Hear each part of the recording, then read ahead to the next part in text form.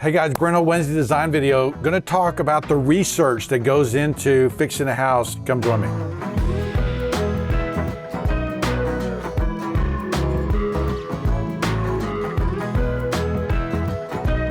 Okay, so you know my daughters, I bought this house in Nashville. It is a 1946-47 house that they want to redo. It's been flipped, okay?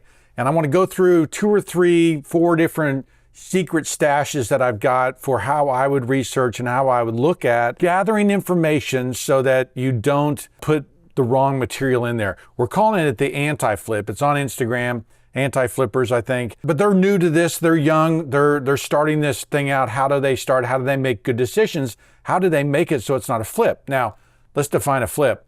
Flip is basically somebody coming along, buying a cheap house, fixing it up with Pinterest images and trendy colors and trendy things to try to turn it around and sell it and make a profit. As opposed to an approach where you would take a house, not necessarily spending a ton more money, but just with making better decisions and better choices along the way so that the house becomes timeless, so it doesn't sit out in the block as being this house that is obviously a flip. So first thing is I'm going to type in their address. And so one of the things I'm wondering is trying to figure out what's going on with this house and why does it look the way it is? Because it's painted gray, but if you look down the street, most of the houses are this kind of red brick house. There's been a few that have been painted there, but this is their house, okay? One trick I want to show you is that if you click up here, and this is just Google Maps, and I've typed in their address, underneath the Google Street View, and you click on the Google Street View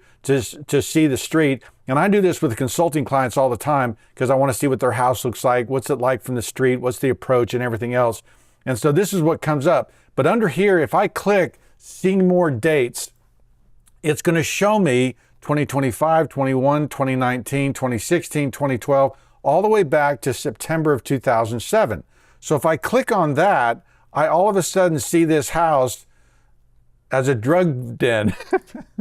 Now, 1, it's not painted. 2, there's no pediment on the front. There's no porch on the side. This is before it was flipped. So then I'm going to go, okay, well, what other dates are available? So I go to August 2012, and I mean, my gosh, to be the neighbor of this house with all the crap sitting out in front of it, it looks like a mess. But it's not a drug den now because there's kids' play toys there. If I go to 2016, I see it a little more in a natural setting. And then I click on 2019 and here we go. There's our house. So we know by looking at this, if I go back to 2016, there is no pediment on this house. There is no deck on the side. They didn't change the windows yet. I've got a 6-panel door. I know that in this current iteration that this door was added later. So, we're sitting there thinking, how do we look at this?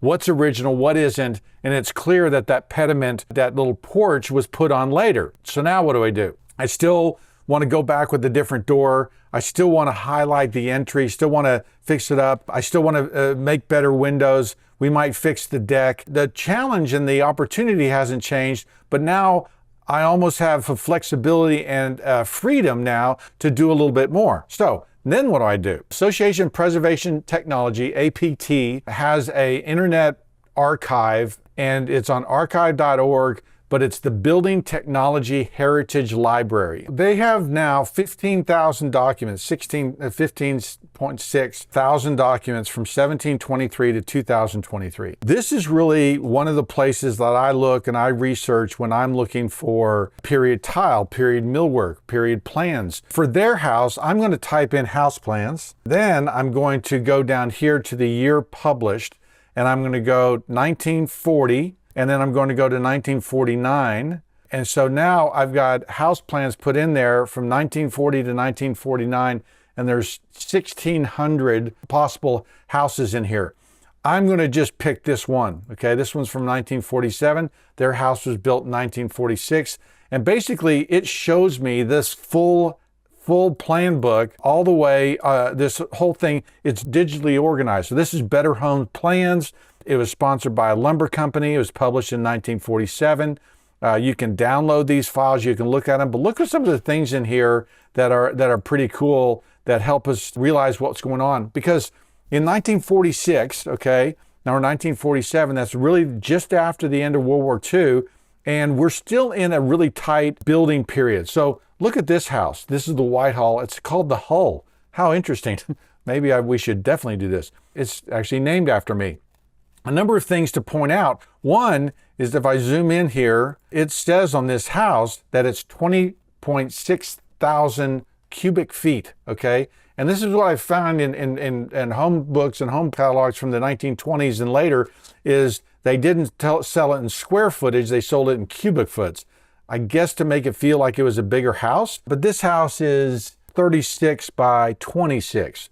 So you quick math wizards out there probably already did it. If I do 26 times 36, we're talking about a 900 square foot house. So that's about what size their house is. And so they've got living room, kitchen, bedroom, bath. In fact, this layout right there is actually very similar to the layout that they have at their house. Now, what this tells you is that this was a common house form at that time. This was a common building type. And so we can look at these things. And what I'm doing is I'm looking at the outside of this house, trying to figure out, are there any ideas that I want to cheat on and steal here?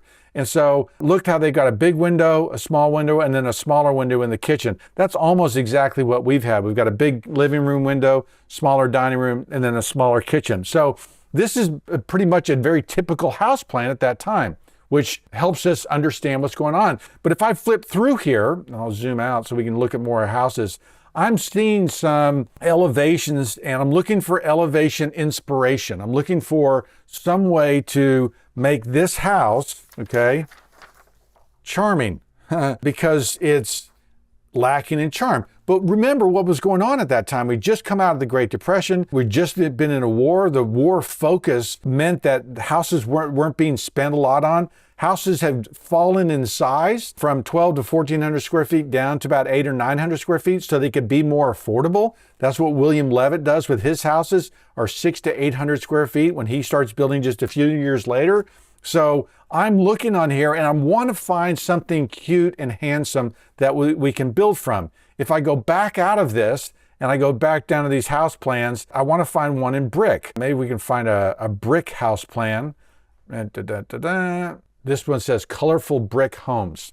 And it's an APT journal, and we're seeing some different house styles. We're seeing brick designs and brick details, but there's a very simple house right there. And there's kind of some building traditions I can play on that's similar to our house. This is a little cape, the living room, bedroom, and kitchen. So basically the same kind of style that we've got. So anyway, I'm looking through these catalogs, right? Trying to come up with ideas, trying to see things that would be appropriate for me. Now, one other resource that I actually know about, I'm going to actually type in, instead of house plans, I'm going to type in Morgan, because Morgan, I know, was a lumber catalog, Morgan Iroquois Lumber. And so I know that they have these design books, because now what I want to do is I want to look at design books that would be appropriate. So I'm going to do this Radford Morgan Anderson Woodwork Catalog 49 from 1949. So that's close enough. We'll see some similar details in here. If I go to the very front of this book, okay, one is Colonial Revival, but two, I can start getting some ideas of as far as the exterior of a house. And they have these front doors, which, as I look at my house and what kind of help it could use, these kind of Colonial Revival period 1940s front doors are very helpful for me. There's a handsome one. There's a very simple one with lattice around the outside. So my brain is spinning around. My brain is kind of going, there's some ideas. I could do some lattice on the front of this to look pretty cute, a faux fan light, right? And so I'm looking at 40s versions of Colonial Revival and kind of how it looks. And then look, this one. This one's tucked up right up underneath the eave, just like our condition. And that maybe this one is the two. So now I'm coming up, actually seeing some design ideas that might work. Notice too that I'm also looking at door details from this period. And I actually really like this door. It's a door that you see places, but they've got these pretty little paneled arches for glass in here to allow a little light in over the door. So that's kind of a good idea. It's a much better way than the house currently has, where they got that yellow Home Depot fiberglass door. So again, I'm looking at period catalogs to come up with ideas for this house. Now, I can also do the same thing for kitchens, okay? So look at this. It says your modern kitchen. So this is 1946. Look at this colorful catalog showing different ways kitchens were laid out. So again, I'm burying myself into the 1940s. I'm burying myself into these ideas. I'm looking at the colors that they're using. I'm looking at the way they treat windows. I'm looking at the floors. I'm looking at the cabinetry. And it causes me to go, you know what, I've got a pretty cute kitchen where I've got it, and maybe countertops I'm looking at. So this is kind of a fun way for me to look at some of the details of what's going on. I could do the same thing with baths. I could look at colors of plumbing fixtures. So by burying yourself in there, what you're doing is you're keeping yourself from falling into the trap of going to Home Depot or looking on Pinterest and finding what's available at that time. Now, some of these things are going to require you to, and I talk about the fight or the struggle to really get something good, is that these things aren't as easy to find as something that you can go to the local Home Depot and get. These will things that will actually take you to other suppliers. We're thinking about going back with a VCT tile, which is vinyl composite tile, which was used in the 40s. If you use a certain textured tile in a checkerboard pattern, we can actually have something that could be very cute and period appropriate. But I couldn't find it this weekend when we were looking when I was in Nashville. So we're actually going to have to order that material. Takes a little bit longer. We might have to do more work, but it's for a good cause. We're getting good material in there. So anyways, you see what I'm doing? I'm burying myself in the 1940s, seeing what is period appropriate, because the thing that's going to be anti-flipper is going to be when you put things in the house that are timeless, when you put things in the house that are always going to fit so that it looks appropriate and it looks right. Now, last thing I want to do is I want to take you to Colonial Williamsburg, where I spent time. And so, we're trying to look at picket fences, okay? So we think we might define that yard with a picket fence. Now, picket fences are something that have fallen out of style, but when you see it in a historical context, you're like, oh, you know what? Those are actually really charming and really cute. If you just look at this picture right here, I've got these kind of square posts with kind of peaked top, but I've got a really heavy band going across and these pickets that actually go through there. I'm looking at the spacing, I'm looking at the size, and then if I go just looking on the other side, I've got a very different picket fence on the other side with different main posts there. And so same thing here. This, to copy that picket fence would be fairly easy to do, but this alternating height of these pickets is interesting. The way they've got these crossbars in there, the height of this piece. I'm looking at all these details going, oh, there's a good idea. Oh, there's a good idea. If I just did it that way. Look at this house. Again, I was just at Colonial Williamsburg going snap, snap, snap, snap. There's interesting. That's cute. That's a good idea. Look at this. Look at this. Look at the way they've put lattice in here. Now, going to rant, but lattice is one of the things that's been screwed up as much as any other thing available today. It's become plastic. It's become cheap. It's just awful. And yet it's this historic product that was actually used quite a bit. But look at this pretty little gate, right? Wouldn't that be a pretty way to define this opening? So I'm looking at details like this. I'm looking at elements like this to try to come up with good design. So again, not only looking at what was available in 1940, but looking at, by going to Colonial Williamsburg, what the inspiration was for 1940. So not only what was available at the time, but what they were thinking about when they were building those houses. And they were thinking about Colonial Williamsburg. They were thinking about, Colonial Williamsburg was finished in 1934. So it was still pretty popular at that time to be thinking about these houses. And if you look at the scale of these houses and you look at what's going on, look at this entry, right? Here's a brick house, okay? That makes me want to strip the paint that they painted on our house. But there's a very simple entry that we could do. Maybe I'm changing the cornice around my house. Maybe I'm just adding some ribbed brick and a different door. I'm thinking about these ideas, and if I just click through, right, the scale and the size of things, that is the scale and the size of our house, of the girl's house. And so I'm looking at these details going, God, there's a lot of character in this. What is drawing me to this? Why is it so charming? Well, that entry, the barrels, the picket fence, the water table, there's interesting brickwork there, the colors, but there's also balanced. It's also very pleasing to look at because the scale's really nice.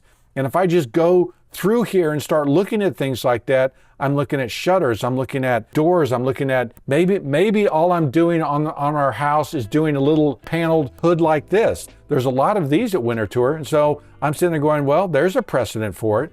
Again, I'm getting ideas for how to make this house charming and how to make it unique. So as you guys follow along over the next number of months as we work on this house and try to fix it up, realize that we're in a pause right now. We're trying to figure out, how we're going to make it special and how we're going to make it unique. We've got to do our research. Gigi and I are spending a bunch of time doing research. Harriet's off playing music. When she comes back, we're going to have a big meeting and figure it all out, but it should be a lot of fun putting all this together. But you got to ground yourself in that historic period in order to make decisions that are the anti-flipper decisions.